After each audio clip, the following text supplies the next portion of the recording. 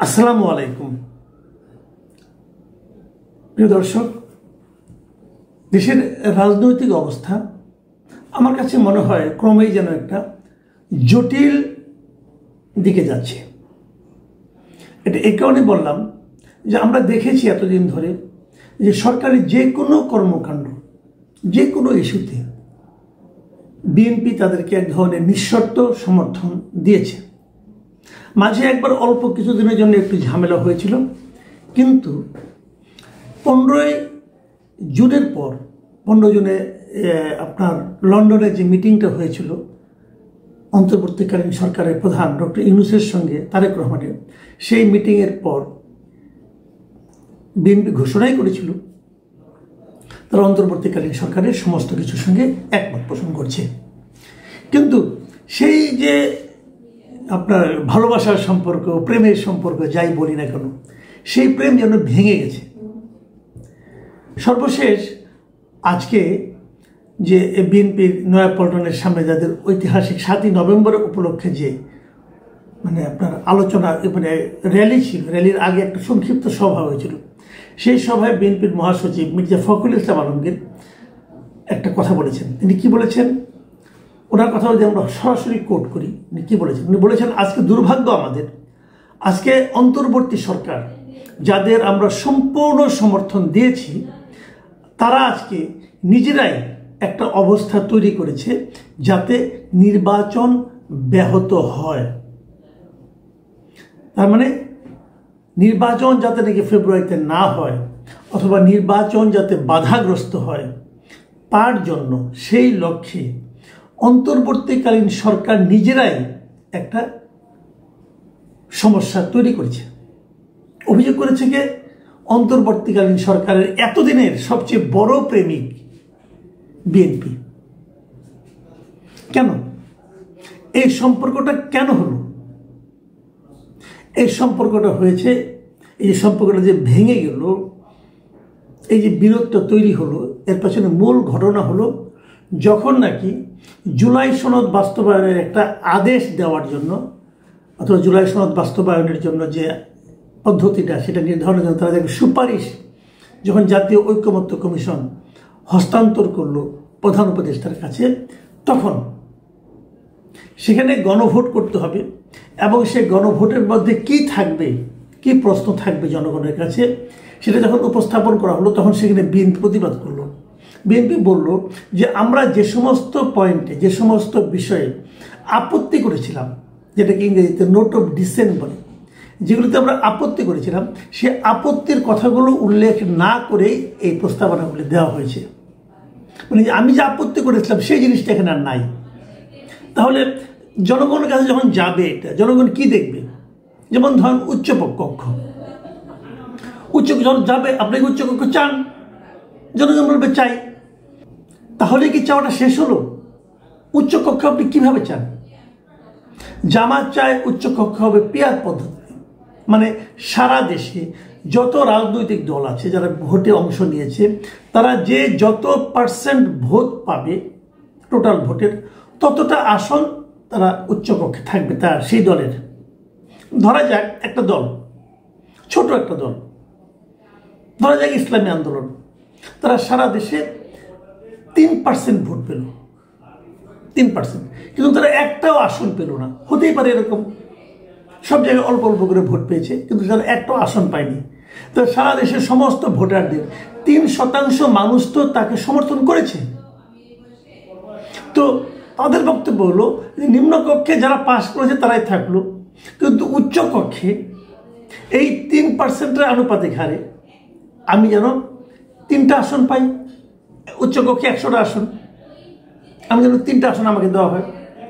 তো এই হলো জামাতের দাবি, এটি ইসলামী আন্দোলনের দাবি। কিন্তু বিএনপি বলছে তা না। বিএনপি বলছে যে নিম্নকক্ষে আমি যতগুলো, ধরুন 300 আসনের মধ্যে আমি পেলাম 210টা, তাহলে ওই 100তে যাই না, আমি পাবো 70টা।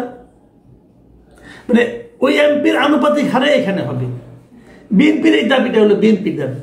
আমি ভালো মন্দ নিয়ে আলাপ করছি না, আমাকে ব্যক্তিগতভাবে জিজ্ঞাসা করেন, আমি কিন্তু জামাতের দাবিকে সাপোর্ট করি, আমার কাছে এটা ভালো লাগে। কিন্তু আমি তো একা, আমার বক্তব্য তো কোনো বক্তব্য না, সবার বক্তব্য দেখতে হবে। কারণ বিএনপি একটা ভিন্ন দাবি করেছে। তো আপনি গণভোটের সময় কোন জিনিসটা লেখা থাকবে এখানে? ওখানে লেখা থাকবে যে উচ্চ কক্ষ হবে, এবং উচ্চ কক্ষে বিএনপি কি বলেছে সেটাও তো লেখা থাকতে হবে, নাহলে বিএনপি সমর্থকরা ভোট দেবে কিভাবে? তো এই যে জিনিসটা, এই যে নোট অফ ডিসেন্টটা, বিএনপির যে আপত্তিটা, এটা ওখানে লেখা নেই। এই জন্য বিএনপি বলেছে ওটা না লেখাটা তাদের সঙ্গে প্রতারণা মাত্র, এই কথাটা তারা বলেছে। তো বিএনপির এই বক্তব্য তো সঠিক। এই তত্ত্বাবধায়ক সরকারের প্রধান ডক্টর ইউনূস বলেছিলেন যে যে কয়টা পয়েন্টে সবগুলো দল ঐক্যমত্য হবে কেবল সেই কটাই রাখা হবে, বাকিগুলো ছেড়ে দেওয়া হবে পরবর্তী সরকারের উপর। তো উচ্চ কক্ষ সম্পর্কে তো সবগুলি দল ঐক্যমত্য হয় নাই, সেটা আপনি কিভাবে গণভোটে রাখবেন? আর যদি রাখেন তাহলে তো নোট অফ ডিসেন্টটা সহ রাখতে হয়, সেটা তো আপনি করেননি। তো এই জায়গাটাই কিন্তু আপত্তি। এই গন্ডগোলটা পাকিয়েছে গিয়ে ঐক্যমত্য কমিশন, এবং এটা দিয়ে ঐক্যমত্য কমিশনের প্রধান দুই ব্যক্তি কিন্তু উড়াল দিয়ে চলে গেছে। এই আলী রিয়াজ, মনির হায়দার, এরা কিন্তু চলে গেছে আমেরিকাতে, এরা তো আমেরিকার নাগরিক, আমেরিকায় চলে গেছে। আমি এই জন্য কিন্তু শুরু থেকেই বলছিলাম যে এই লোকগুলোকে দিয়ে কাজ করাবেন না, তাদের এই দেশের প্রতি কোনো মায়া নাই, তারা এই দেশকে ভালোবাসে না। তারা যদি এই দেশকে ভালোবাসতো তাহলে তারা অন্য একটা দেশের নাগরিকত্ব নিত না। ভাই সোজা আলাপ, যে তার মাকে ভালোবাসে সে মাকে রেখে আরেক মহিলাকে মা ডাকে না, যে যত সুন্দরী হোক না কেন। ধরেন আমার মা খুব কুৎসিত, আমি একটা সুন্দরী মহিলাকে পেলাম যিনি হয়তো আমার খালা হন অথবা ফুপু হন, এখন তাকে বলবো যে না আমার মা কুৎসিত, তাকে মা ডাকবো না, আমি ওই মহিলাকে যে মা ডাকবো। হইলো এটা কিছু? তো হলো না। মাকে বললাম মা তুমি কিছু মাইন্ড করো না, তোমার এখানে বছরে 2-1 বার আমি আসবো, তখন আবার তোমাকে মা ডাকবো। কিন্তু অন্য সময় আমি ওই সুন্দরী মহিলা, ওই ধনী মহিলা, তাকে মা ডাকবো, কারণ তাকে মা ডাকলে আমি অনেক কিছু পাই, তোমাকে ডাকলে তো কিছু পাই না। তো এটা কি মা ভক্তি, মাতৃভক্তি প্রকাশিত হয় এখানে? ওদের যে সেই অবস্থা, তারা এই দেশটাকে ভালোবাসে বলে কেউ থাকে না, থাকে আমেরিকায়, এবং ওদের নাগরিকত্ব নিয়েছে, ওদেরকে মা ডাকে। তো এই লোকগুলি এই দেশের কি উন্নতি করবে? তারা এই দেশকে ভালোই বাসে না, ভালোবাসলে এই দেশকে ফেলে চলে যেতে হয় জায়গায়।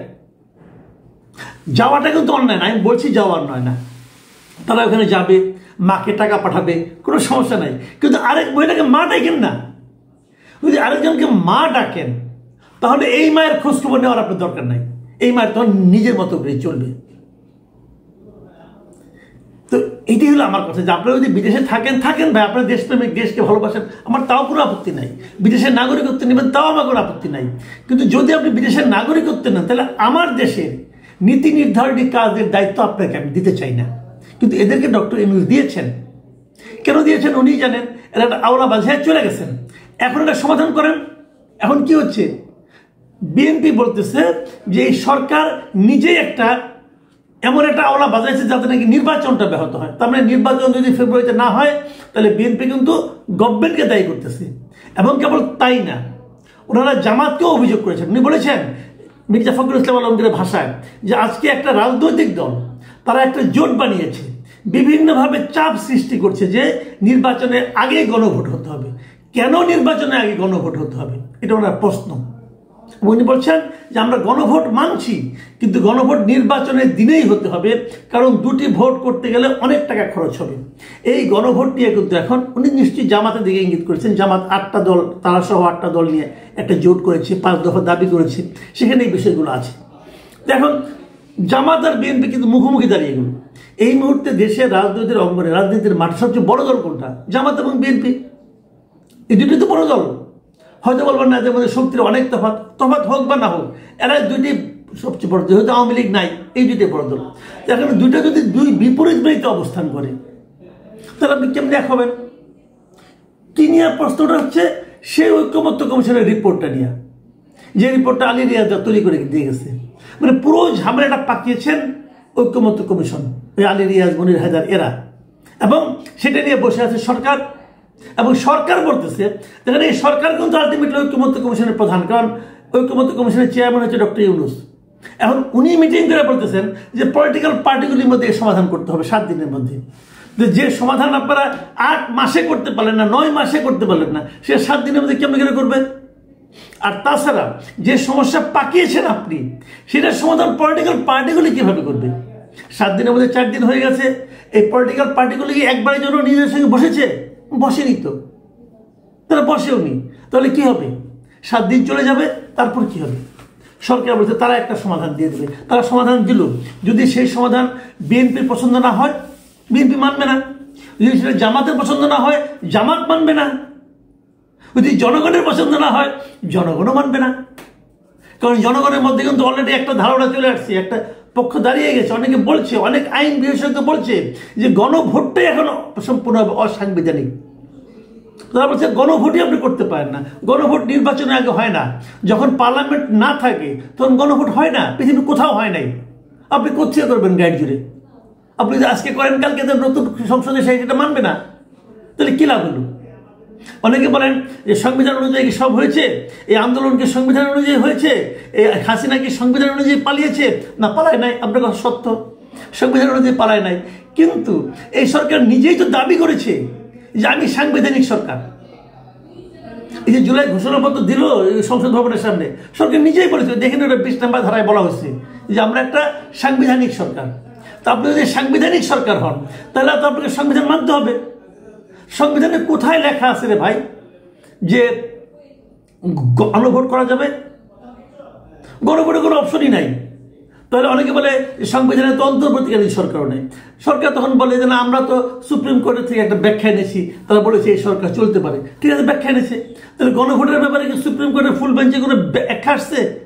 তা তো আসে নাই। এখন ওই ব্যাখ্যা নেয় না কেন? 106 ধারা অনুযায়ী এই সমস্ত প্রশ্ন কিন্তু আগামীতে উঠবে, এবং সব মিলিয়ে একটা হসপস পাকায় ফেলেছে। এবং আমি মনে করি সরকারে অনেক জ্ঞানীগুণী লোক আছেন, তারা এটা কেন করছেন আমি জানি না। সব মিলে দেশকে একটা সংঘাতের দিকে যাচ্ছে আমি জানি না। যদি যায়, তার জন্য দায় দায়িত্ব কার থাকবে? আমি তো প্রথমত পলিটিক্যাল পার্টিগুলি দেওয়ার চেয়ে সরকারকেই বেশি দেবো। এবং এই জন্য কিন্তু ডক্টর ইউনূসকেও প্রস্তুত থাকতে হবে। আগামীতে এই সমস্ত প্রশ্ন উঠবে। প্রিয় দর্শক, এখন এ পর্যন্তই। আল্লাহ হাফিজ।